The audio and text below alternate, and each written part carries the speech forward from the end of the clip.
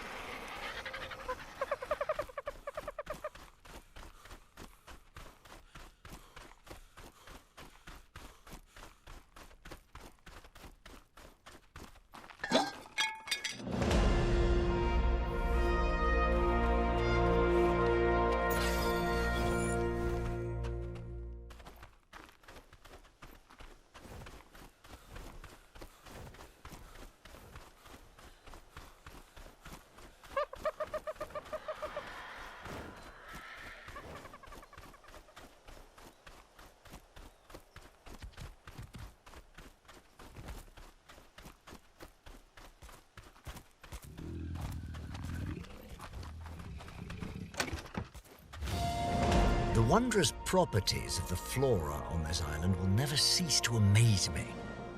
If I'd told my colleagues in London that I could create a concoction capable of erasing someone's memories, I'd be laughed out of the room and never invited to tea again. Yet here it sits, my mind wipe tonic. As usual, I've had tribal leaders groveling at the gates of Rockwell Manor just for the tiniest... Leadsichthys conviviumbrosia is probably the largest fish in the waters around the island. Its meat is also extremely succulent, a surprise given its size. It is often traded with the same value as prime meat, and colloquially called prime fish. Of course, not all Leadsichthys meat is this high quality, but most of it is. While the demand for Leadsichthys meat is high, the fish is notoriously difficult to track and hunt. Between its large size, powerful attacks, incredible speed when it turns to flee, and humankind's general ineptitude on open water, actually killing a Leadsichthys is one of the island's more difficult tasks. The hunt for an extremely elusive breed of the fish, the fabled great albino Leadsichthys, has been known to drive otherwise sensible men and women mad with obsession, as if all evil were visibly personified and made practically assailable in this one creature. Despite its large size and the fact that it may well be strong enough to carry heavy loads, Leadsichthys does not appear to be intelligent enough to tame. Nevertheless, some large tribes keep an enormous pen with a few Leadsichthys trapped inside for cultivating purposes, as bits of prime fish can be repeatedly scraped off the gargantuan beast without killing it.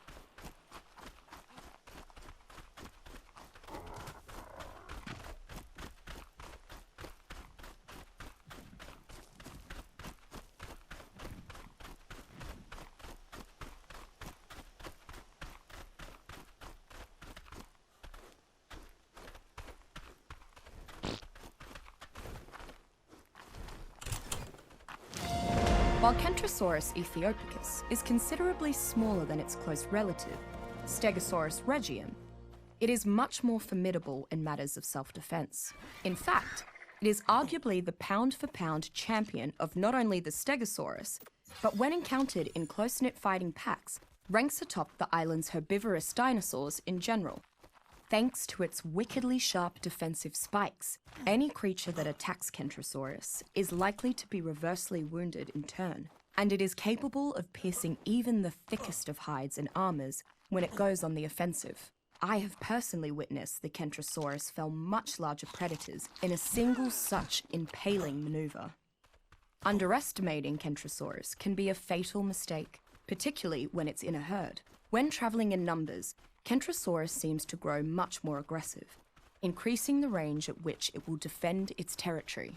Survivors have seen little success in their attempts to ride Kentrosaurus, owing to its spikes and hot-headed temperament.